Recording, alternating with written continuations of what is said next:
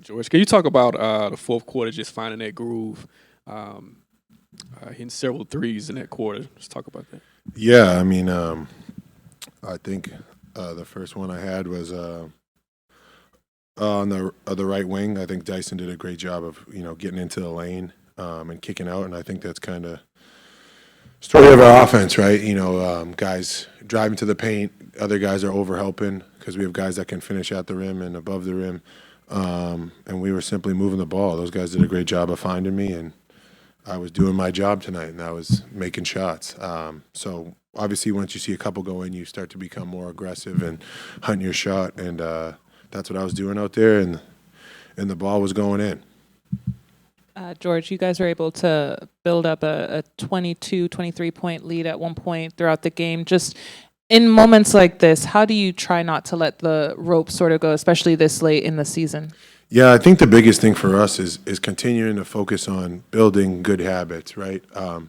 You look at our team, there's a lot of, first, second, third, fourth, fifth-year guys, and if you can consistently build habits of no matter what happens, win, loss, draw, happy, mad, sad, I'm going to do these 3, 4 things night in and night out basis, I think at the end of the road, you see that you start to become successful, right? And success isn't linear, right?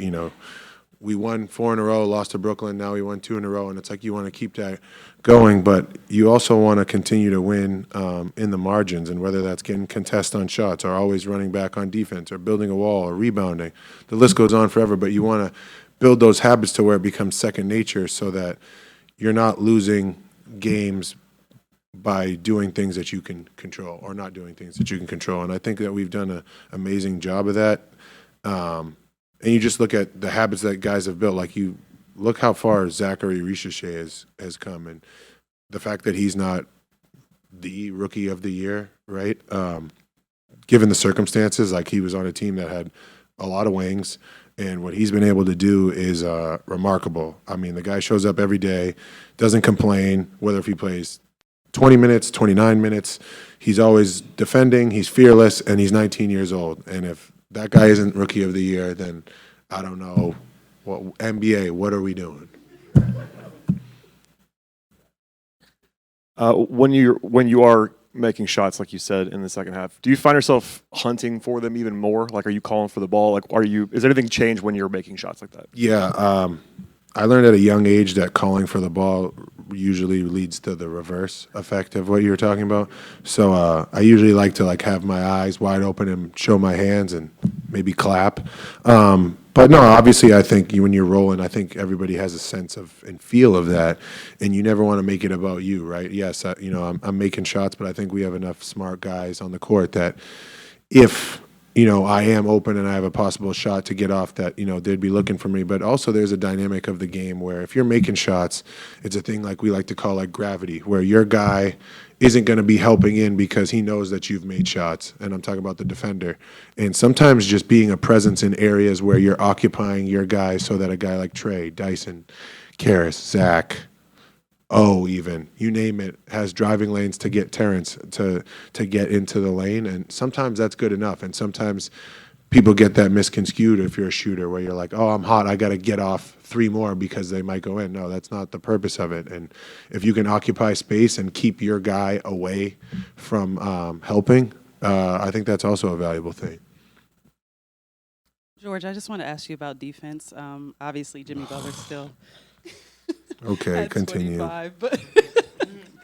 But just how were you guys trying to make it more difficult for him, trying to get the ball out of his hands? And obviously, he went to the free throw line still, but I know that was kind of a game plan to not get him to go to the free throw line. Yeah, if you notice, Jimmy Butler is really good at getting his teammates involved and really good at getting to his spots, but also really good at getting fouled, right? I don't think he's fishing for it, or he's just a really unique player, right? And his way of scoring a lot of points happens to be at the free throw line, and it's not even gimmicky. It's actually like it's a skill.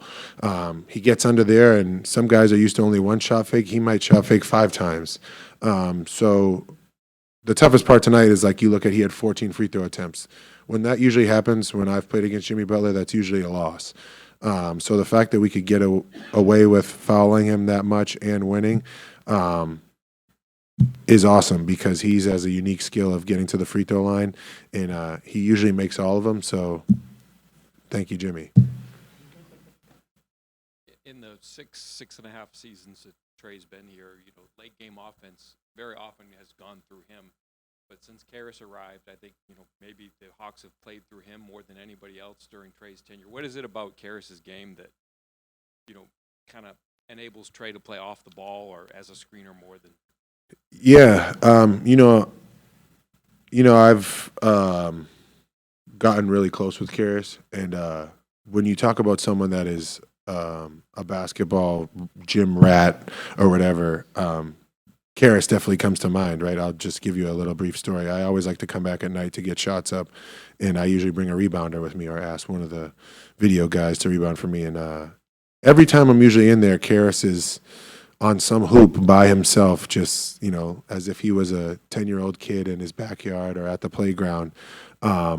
And when you see that and you see the work that Caris puts in, and I think Trey sees that, and I think all the coaching staff sees that, and then you see it in his production, that builds trust. And, I think when you have trust in someone and then they prove it to you when the bright lights are on, which Caris has done numerous times, that's someone that you want the ball in their hands late game.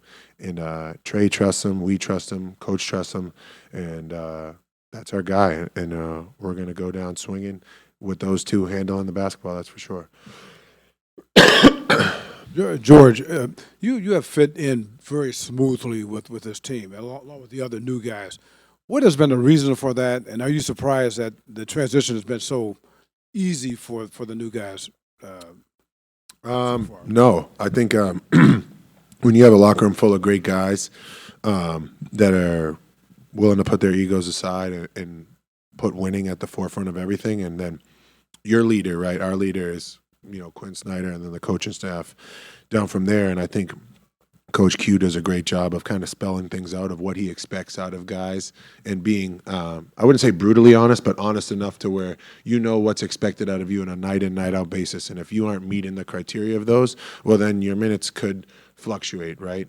And when you have a coach that's willing to have these conversations with you and be honest with you and be vulnerable, I think it allows all of us to build trust in each other, right? Like, I know what to expect from him. I know what to expect from Zach, Mo, O, Trey, Caris, Terrence, Dom, everybody down the line, because it's kind of spoken to in basketball terms. So that's kind of been the easiest thing for me, is I can come in and have this open dialogue of what's expected of me and what I need to do on a night in, night out basis.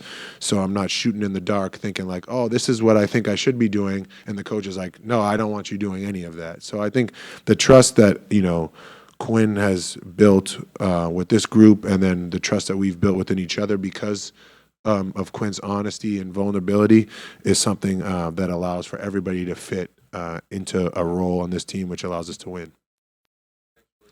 Yep, absolutely.